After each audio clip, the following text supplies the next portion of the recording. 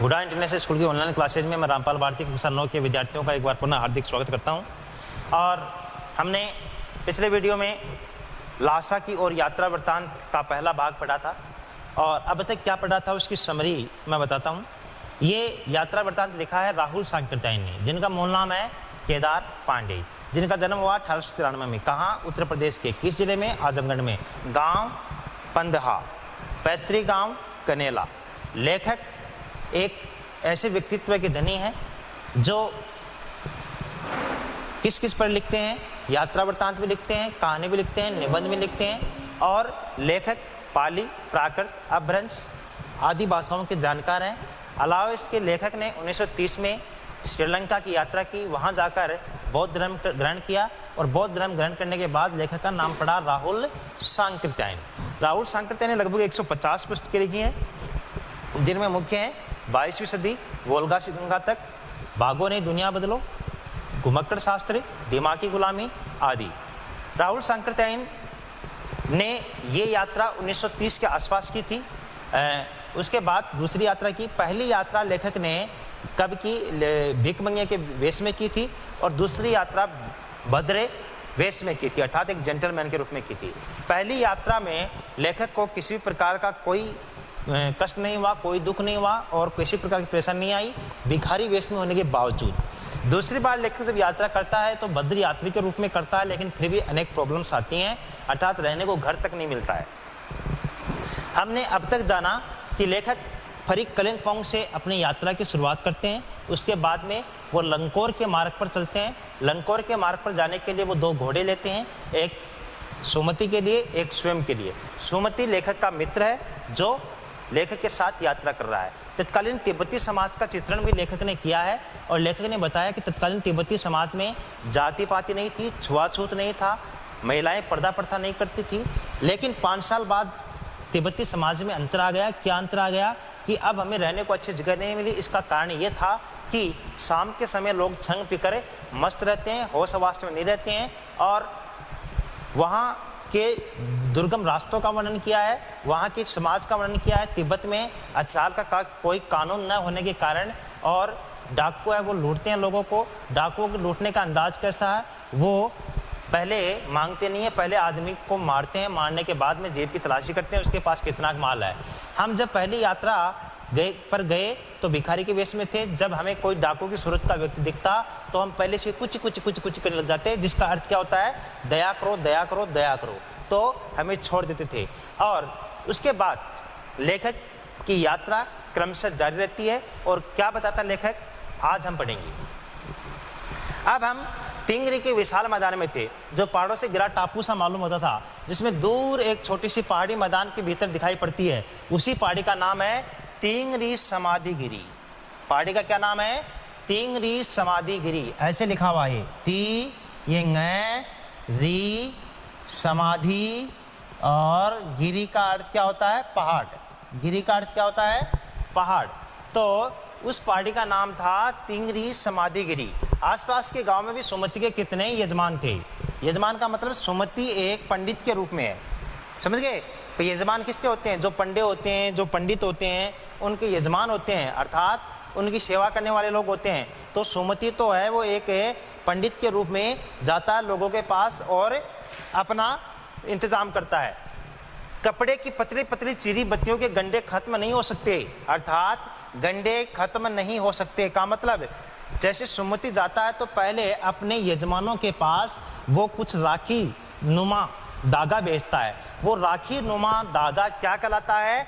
गंडे कहलाता है। उसका अर्थ क्या होता है कि अगर किसी के घर में राखी नुमा वो धागा पहुंचा दिया गया है तो वो समझ आते हैं यजमान कि सुमति आएंगे 1-2 दिन में, अर्थात उनके आने का एक संकेत है। तो गंडे खत्म नहीं हो सकते थे, क्योंकि बोध गया से लाए कपड़े के खत्म हो जाने पर किसी कपड़े से बोध गया का गंडा बना लेते थे। वह अपने यजमानों के पास जाना चाहते थे। मैंने सोचा ये तो हफ्ता भर उधर ही लगा देंगे। मैंने उनसे कहा कि जिस गांव में ठहरना हो उसी में गंडे बांट दो, मगर आसपास के गांव में मत जाओ। इसके लिए मैं तुम्हें लासा पहुंचकर रुपए दे दूंगा। सुमति ने स्वीकार कर लिया। अब देखो लेखक क्या कह रहा है। लेखक ये कह रहा है कि सुमति थोड़ा लालची किस्म का व्यक्ति भी था। वो जितने अधिक गंडे बढ़ सकते थे उतने अधिक गंडे बांटता था। क्यों? क्योंकि यजमानों से कुछ न कुछ मिलने की आशा थी। लेखक क्या कह रहा है कि अगर आप इसी तरीके से यजमानों के पास जाते रहेंगे तो हफ्ता भर लगा दोगे, इसलिए एक काम करो, आसपास के कुछ ही घरों में गंडे बांट दो ताकि समय कम लगे, और अगर आपको रुपए की ज़्यादा है तो मैं लासा से वापस जब जाऊंगा तो आपको रुपए दे दूंगा। उसके बाद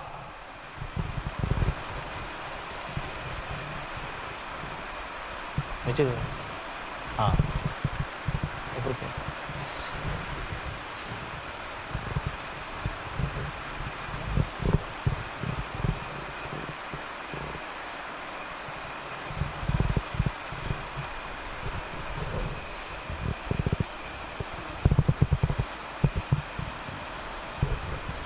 यार एक बात हद हो कि मंडल सर इतना भगा देते हो इसको।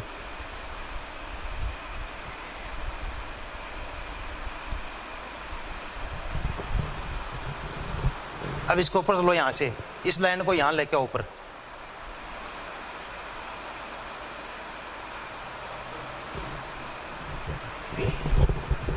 इसके पास आते क्यों यार आप? पूरे वीडियो की तस्वीर करवा दी। अब ये हो गया, ठीक है, यहां से चल रहा था ये। अब आपको आना कहाँ है? ये रखो, बस धीरे धीरे करते रहो इसको।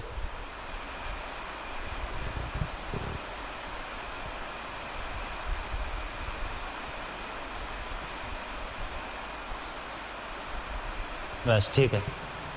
अब मैं यहाँ आऊँगा ना तब इशारा करूँगा, तब इसको दबा देना थोड़ा थोड़ा ना।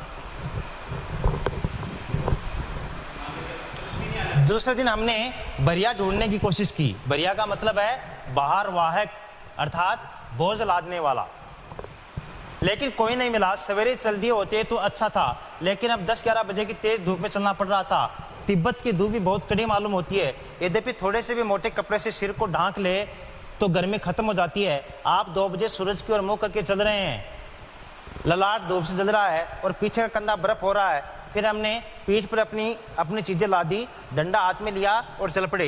यद्यपि सुमति के परिचित तींगरी में भी थे। कहाँ पर थे? लंकोर में तो थे ही थे, तींगरी में भी थे, लेकिन वह एक और यजमान से मिलना चाहते थे। इसलिए आदमी मिलने का बहाना कर शेखर विहार की ओर चलने के लिए कहा। तिब्बत की जमीन बहुत अधिक छोटे बड़े जागीरदारों में बटी है, और इन जागीरदारों, अब लेखक ने क्या बताया है? लेखक ने यह बताया है कि अब हमें कोई बाहर वाहक नहीं मिला, अर्थात बरिया नहीं मिला। इस कारण हमारा सामान हमने खुद अपने हाथों में लिया और खुद हाथों में लेकर हम आगे चल पड़े। और साथ ही साथ सुमति के जो यजमान थे वो तिंगरे में भी हमें मिले, और वहाँ की जो ज़मीन है वो यजमानों में बटी हुई थी, अर्थात जागीरदारों में बटी हुई थी। जागीरदार ही वहाँ पर खेतीबाड़ी करते थे। इन जागीरों का बहुत ज़्यादा हिस्सा मठों या विहारों के हाथ में है, अर्थात मठ किसको बोलते हैं? धार्मिक जगह, जहाँ मंदिर की जगह होती है, जहाँ चर्च की जगह होती है, उसको मठ।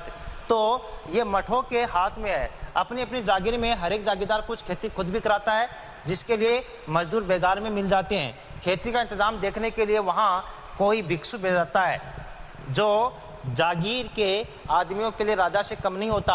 शेखर की खेती के मुखिया भिक्षु को क्या बोलते हैं? नम से भी बोलते हैं। बड़े भद्र पुरुष थे, जेंटलमैन थे। वह बहुत प्रेम से मिले। हालांकि उस वक्त मेरा वेश ऐसा नहीं था कि उन्हें कुछ भी ख्याल करना चाहिए, अर्थात भीख मंगा वेश नहीं था इस बार। यहाँ एक अच्छा मंदिर था जिसमें कंजूर किसको बोलते हैं? बुद्ध वचन अनुवाद की जो पुस्तक है उसको क्या बोलते हैं? कंजूर की हस्तलिखित 103 पोथियां रखी हुई थी। मेरा आसन भी वहीं लगाया गया। उसके बाद लेखक कहता है,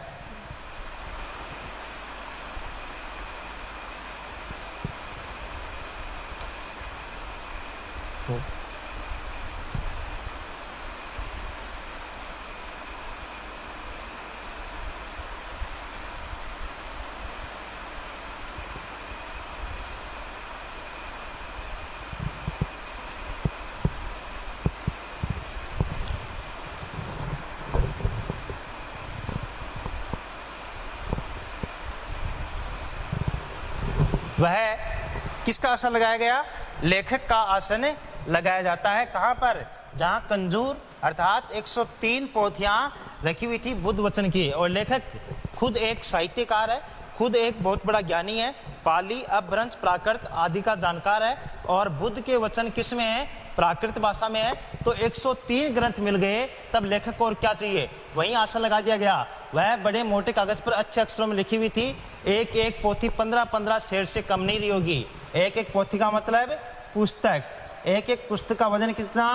15 किलो, 15 किलो से कम नहीं थी। सुमति ने फिर आसपास अपने यजमानों के पास जाने के बारे में पूछा। अर्थात सुमति पूछता क्यों है? क्योंकि सुमति को डर है कि कहीं लेखक मना न कर दे। तो सुमति विनती करते हुए पूछता है कि क्या मैं मेरे यजमानों के पास चला जाऊं? तो लेखक का क्या विचार होता है? मैं अब पुस्तकों के भीतर था। पुस्तकों के भीतर का मतलब है लेखक को 103 पुस्तकें मिल गई। किसकी? बुद्ध वचन की। अर्थात महात्मा बुद्ध के लिखे वे 103 ग्रंथ मिल गए, उनके अनुवाद मिल गए। इसलिए मैंने उन्हें जाने के लिए कह दिया। दूसरे दिन वे गए। कौन गए? सुमति। सुमति दूसरे दिन कहाँ चले गए? यजमानों के पास। मैंने समझा था कि 2-3 दिन लगेंगे, लेकिन वह उसी दिन दोपहर बाद चले आए। तिंगरी गांव वहां से बहुत दूर नहीं था। हमने अपना अपना सामान पीठ पर उठाया और भिक्षु नमसे से विदाई लेकर चल पड़े। इस प्रकार लेखक ने ये लासा की ओर यात्रा वृतांत लिखा है। ये यात्रा कहाँ की है? तिब्बत की राजधानी जिसका नाम क्या है? लासा। लासा की यात्रा की है। किसने? राहुल सांकृत्यायन ने। किसके साथ? सुमति के साथ। एक बार मैं आपको पूरे पाठ की समरी वापस पुनः इसी वीडियो में समझाता हूँ कि क्या है। लेखक अपनी यात्रा फरी कलिंगपोंग से शुरू करते हैं और पहली यात्रा वे भिखारी के वेश में करते हैं।